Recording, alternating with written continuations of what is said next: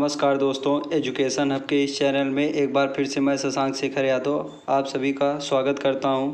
दोस्तों, आज हम उपमा अलंकार को एक ग्राफ के माध्यम से समझने का प्रयास करेंगे और दोस्तों उस उपमा अलंकार के ग्राफ से आप अन्य 3 प्रकार के अलंकार को भी याद कर सकते हैं, आसानी से याद कर सकते हैं। इसलिए दोस्तों वीडियो को पूरा देखें और जब तक आप पूरा वीडियो को नहीं देखेंगे तब आपको समझ में नहीं आ पाएगा। इसलिए वीडियो को पूरा ध्यान से देखें, आपको यह ग्राफ ज़रूर समझ में आएगा। तो दोस्तों आइए चलते हैं, अपने वीडियो को शुरू करते हैं। हम देखते हैं पहले उपमेय की परिभाषा क्या होती है। उपमेय की परिभाषा क्या होती है? तो दोस्तों आपका उपमेय, जहाँ पर उपमेय की तुलना उपमान से की जाती है वहाँ पर जो है उपमा अलंकार होता है।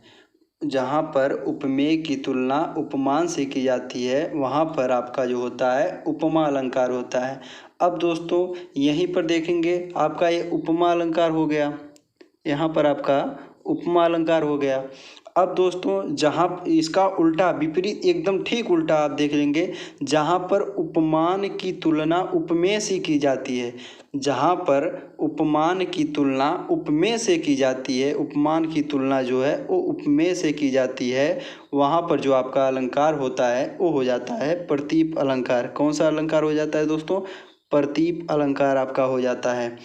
अब जैसे आपको हम बता रहे हैं, हमने आपको बताया था पिछले वीडियो में एक वीडियो और हमने उपमा अलंकार के बारे में बताया था।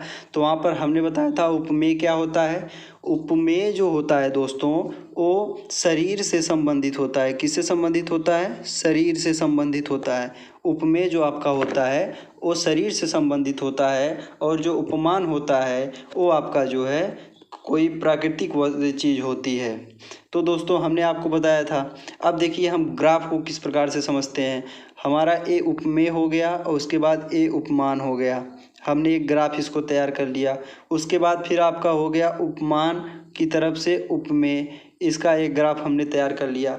अब हम परिभाषा देंगे, आसानी से समझिएगा दोस्तों, केवल सिर्फ ध्यान दीजिएगा। उपमेय और उपमान, जहाँ पर उपमेय की तुलना उपमान से की जाती है, जहाँ पर उपमेय की तुलना उपमान से की जाती है वहाँ पर आपका कौन सा अलंकार होगा? उपमा अलंकार होगा। वहाँ पर कौन सा अलंकार होगा दोस्तों? उपमा अलंकार होगा। अब इसके बाद दोस्तों आपका उपमा अलंकार हो गया। अब फिर जहाँ पर उपमान की तुलना उपमेय से की जाती है, जहाँ पर उपमान की तुलना उपमेय से की जाती है वहाँ पर क्या अलंकार होता है दोस्तों? प्रतीप अलंकार होता है। कौन सा अलंकार होता है आपका? प्रतीप अलंकार होता है। अब दोस्तों हम उदाहरण के द्वारा इसको समझते हैं। हमारा उदाहरण नीचे दिया गया है, उपमा अलंकार का उदाहरण। पहले हम उपमा अलंकार का उदाहरण देख लेते हैं। तो मुख चंद्रमा के समान सुंदर है, अर्थात जो मुख है वो चंद्रमा के समान सुंदर है। हमने इसका एक उदाहरण देख लिया है, हमारा उपमा अलंकार का उदाहरण हो गया। उसके बाद हम देखेंगे यहीं पर आ गया चंद्रमा मुख के समान सुंदर है। अब यहाँ पर देखिए उल्टा हो गया, यहाँ पर आपको जो है उपमान वो आगे आ रहा है। उपमेय में जो आपका उपमा अलंकार की परिभाषा होती है वहाँ पर होता है उपमेय की तुलना उपमान से की जाती है। तो उपमेय की तुलना उपमान से की जाती है। दोस्तों आप देखेंगे यहाँ पर उपमेय क्या है आपका? यहाँ पर उपमेय क्या है? मुख है। मुख जो है आपका उपमेय है। क्या चीज़ है दोस्तों? उपमेय है। उसके बाद ये जो चंद्रमा आपका है, चंद्रमा जो आपका है उपमान है। उपमान है। अब इसको आपने देख लिया, उपमेय और उपमान आपका हो गया, कर देख लिए। उसके बाद अब हम जो दूसरा उदाहरण है आपका प्रतीप अलंकार का, उसको हम देख लेते हैं कि चंद्रमा मुख के समान सुंदर है। चंद्रमा जो है मुख के समान जो है सुंदर है। तो यहाँ पर जो चंद्रमा आपका आया है ये चंद्रमा आपका उपमान हो गया। उसके बाद जो आपका मुख आया है ये आपका उपमेय हो गया। अब दोस्तों देखते हैं, अब हम समझते हैं कि चंद्रमा मुख के समान सुंदर है। अब यहाँ पर जो है आपकी उपमान की तुलना उपमेय से की जा रही है, इसलिए यहाँ पर जो आपका अलंकार होगा दोस्तों वो आपका प्रतीप अलंकार होगा। इतना आपको समझ में आया? फिर हम आगे चलते हैं। आगे हम देखते हैं आगे क्या है। नोट है उपमा अलंकार और प्रतीप अलंकार दोनों को आपस में जोड़ने पर उपमेय उपमा अलंकार होता है। अब दोस्तों अब आप देखेंगे जैसे किसी पंक्ति में कहीं कहीं पेपर में दोनों विकल्प दे देता है, मतलब दोनों पंक्तियों को आपस में जोड़ कर दे देता है कि उपमा उपमान उपमा अलंकार और प्रतीप अलंकार दोनों को जोड़ कर दे देता है। तो वहाँ पर पूछ लेता है कि ये कौन सा अलंकार है। दोनों को जोड़कर जब दे देता है तो वहाँ पर पूछ लेता है कि ये कौन सा अलंकार है। तब वहाँ पर जो आपका उपमा अलंकार हो जाता है, वहाँ पर हो जाता है उपमेय उपमा अलंकार हो जाता है। अब जैसे इसका हम उदाहरण देख लेते हैं, उदाहरण के माध्यम से समझते हैं। उदाहरण हमारा है, चंद्रमा के समान सुंदर और चंद्रमा मुख के समान सुंदर है। मुख चंद्रमा के समान सुंदर और चंद्रमा मुख के समान सुंदर है। तो आप पहली पंक्ति में जब देखेंगे तो यहाँ पर जो है आपकी उपमेय की तुलना उपमान से की जा रही है, और जब दूसरी पंक्ति में आप आएंगे तो यहाँ पर आपका उपमान की तुलना उपमेय से की जाती है। आपको दोस्तों हमने बताया था कि उपमेय और उपमान की पहचान कैसे करते हैं। तो दोस्तों उपमेय जो आपका होता है वो आपका जो होता है वो शरीर से संबंधित होता है, शरीर से संबंधित होता है, और जो आपका उपमान होता है दोस्तों वो प्रकृति से संबंधित होता है। इसको हमने पिछले वीडियो में बताया था। अगर उस वीडियो को आप नहीं देखे हो तो प्लेलिस्ट में जाकर उस वीडियो को ज़रूर देख लें। फिर दोस्तों अब हम देखते हैं, यहाँ पर आपका हो गया मुख चंद्रमा के समान सुंदर और चंद्रमा मुख के समान सुंदर है। हमने आपको ये बता दिया। अब इसमें क्या आप देखेंगे किस प्रकार से समझेंगे, जैसे परीक्षा में पूछ लिया, दे दिया ये पंक्ति कि मुख चंद्रमा के समान सुंदर और चंद्रमा मुख के समान सुंदर है। ये पंक्ति आपको दे दिया। अब इस पंक्ति में पूछा कि अलंकार कौन सा है। इस पंक्ति में पूछा कि अलंकार कौन सा है। तो दोस्तों आपको लिखना पड़ेगा कि यहाँ पर उपमेय उपमा अलंकार है। उपमेय उपमा अलंकार है। उपमेय उपमा अलंकार है। अब हमने आपको बता दिया कि किस प्रकार से उपमेय उपमा अलंकार है, क्योंकि दोस्तों यहाँ पर जो आपका मुख है, यहाँ पर उपमेय है, चंद्रमा जो है आपका उपमान है, और जब उपमेय की तुलना उपमान से की जाती है तो वहाँ पर कौन सा अलंकार होता है, उपमा अलंकार होता है। तो हमने आपको बता ही दिया था। उसके बाद फिर हमने आपको बताया है उसका विपरीत, एकदम उल्टा बताया है कि जहाँ पर उपमान की तुलना उपमेय से की जाती है वहाँ पर जो आपका अलंकार होता है वो प्रतीप अलंकार होता है। अब दोस्तों हम देख लेते हैं कि किस प्रकार से यहाँ पर आपका चंद्रमा है। चंद्रमा जो है आपका क्या है, चंद्रमा आपका उपमान है। उसके बाद उपमान हो गया। उसके बाद फिर हम देख लेते हैं मुख हमारा क्या है, हमने अभी बताया था कि उपमेय है। तो दोस्तों जब उपमान की तुलना उपमेय से की जाती है तो वहाँ पर कौन सा अलंकार होता है, प्रतीप अलंकार होता है। फिर दोस्तों हम अब आगे चलते हैं। अब फिर एक नोट है कि पहली पंक्ति में उपमा की तरह हो और दूसरी पंक्ति में उपमेय को सिद्ध कर दिया जाए। इसका कहने का मतलब यह है कि जब यह पंक्ति जो है, ये पहली पंक्ति एकदम उपमा की तरह हो और दूसरी पंक्ति में उपमेय सिद्ध कर दिया जाए तो वहाँ पर जो होता है वो आपका व्यतिरेक अलंकार हो जाता है। फिर से दोस्तों समझिएगा इस बात को कि पहली पंक्ति एकदम उपमा की तरह हो, ये जो आपकी पहली पंक्ति है ये पूरी पंक्ति जो है उपमा की तरह हो, और दूसरी पंक्ति में उपमेय सिद्ध कर दिया जाता है कि ये इस पंक्ति में जो है उपमेय है, तो वहाँ पर जो आपका अलंकार हो जाता है वो हो जाता है व्यतिरेक अलंकार। अब दोस्तों देखिएगा, हम उदाहरण है यहाँ पर, उदाहरण है मुख मयंक सो है सखी मधुर वचन सा विशेष।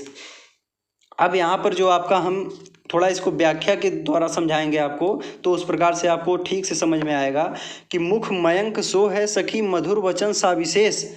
तो अब यहाँ पर हम देखेंगे पहली पंक्ति जो है वो उपमा की तरह है, मुख मयंक सो है सखी, अर्थात जो मुख है वो मयंक, मयंक मतलब होता है शशांक, शशांक मतलब जो होता है वो चंद्रमा होता है। तो मुख जो है वो चंद्रमा की तरह है।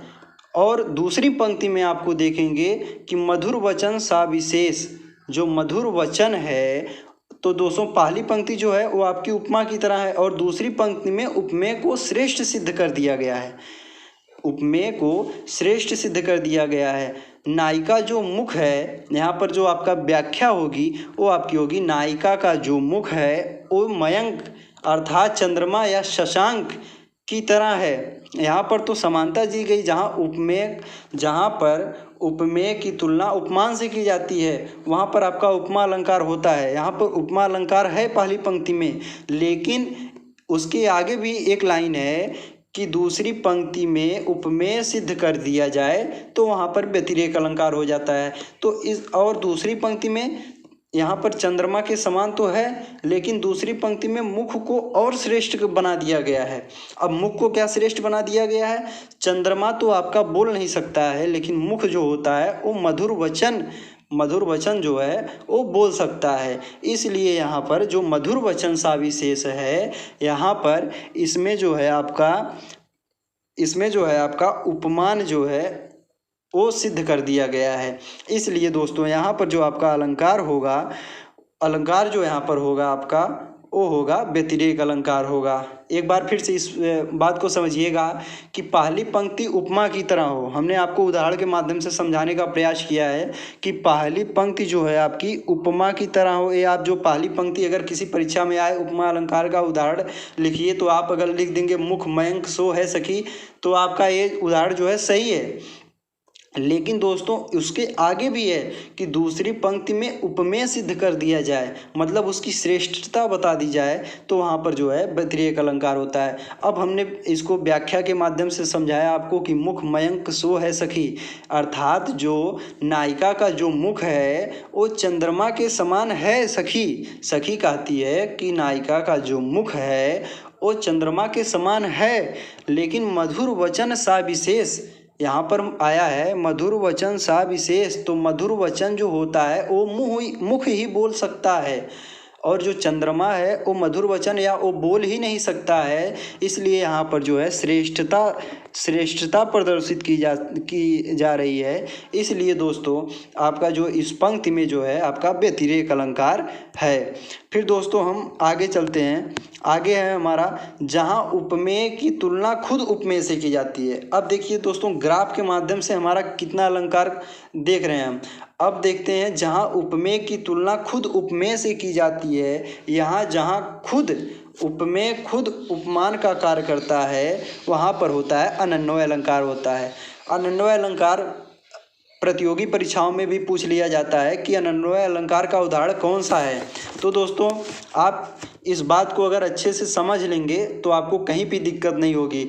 यहाँ पर है जहाँ उपमेय की तुलना खुद उपमेय से की जाती है, जहाँ पर उपमेय की तुलना, जहाँ पर उपमान होता ही नहीं है, उपमेय को ही उपमान घोषित कर दिया जाता है, तो वहाँ पर अनन्वय, जैसे कोई चीज़ होता है कि उसकी तुलना करने के लायक कुछ रहता ही नहीं है, तो कवि जहाँ वहाँ पर क्या करता है कि उपमेय को ही उपमान बना देता है।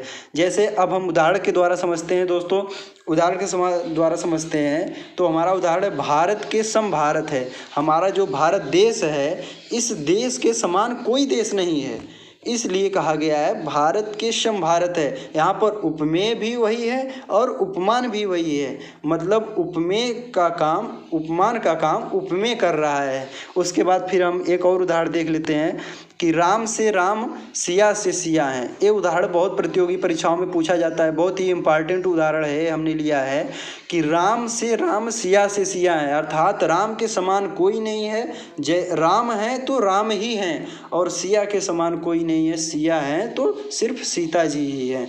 दोस्तों अब हम कुछ आपको बता देते हैं महत्वपूर्ण प्रश्न कि किस तरीके से प्रतियोगी परीक्षाओं में पूछ सकता है।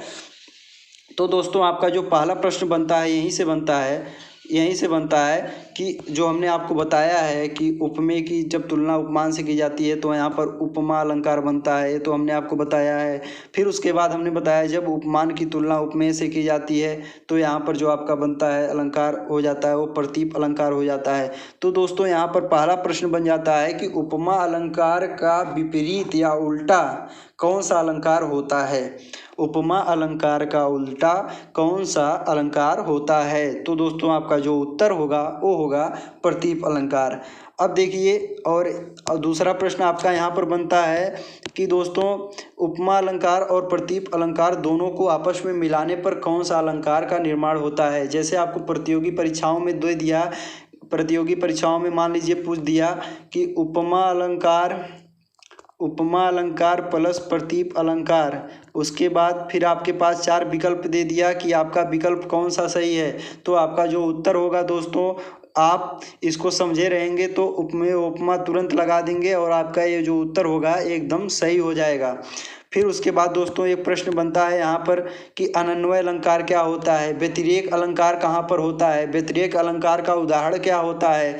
तो व्यतिरेक अलंकार के उदाहरण को हमने अच्छी तरीके से बताया है कि दोस्तों पहली पंक्ति उपमा की तरह हो। बस इतना समझ लीजिए आप कि पहली पंक्ति जो आपकी है वो उपमा की तरह हो और दूसरी पंक्ति जो है वो उपमेय सिद्ध कर दिया जाए, मतलब उपमेय को एकदम श्रेष्ठ बता दिया जाए, तो वहाँ पर जो होता है व्यतिरेक अलंकार हो जाता है। उदाहरण के द्वारा हमने समझाया कि मुख मयंक सो है सखी, अर्थात जो नायिका का मुख है वो चंद्रमा के समान है, परंतु मधुर वचन सा विशेष, मुख जो है वो मधुर वचन को बोल सकता है, लेकिन जो चंद्रमा होता है वो मधुर वचन को बोल नहीं सकता है। इस प्रकार दोस्तों आज का ये वीडियो यहीं पर समाप्त होता है। और आप अगर कोई भी आपको समस्या होती है तो आप उसको कमेंट बॉक्स में ज़रूर पूछें। आपका सुझाव हमारे लिए सर्वोपरि है, इसलिए आप अपना सुझाव कमेंट बॉक्स में ज़रूर दें। धन्यवाद, मिलते हैं अगली वीडियो में।